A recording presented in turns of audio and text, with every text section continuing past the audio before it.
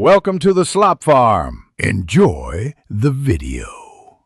You'll begin by confirming the TV model and current firmware. This matters because updates differ by model.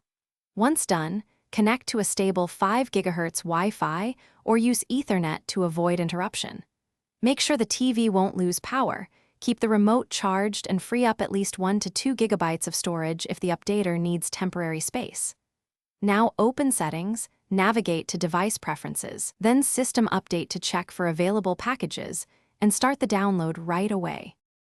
You'll let the TV download the update fully before installing because partial files cause failures.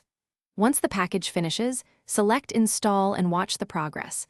Typical installs take 10 to 30 minutes depending on size. Do not power off or unplug the TV during this process. Interruptions can brick the device.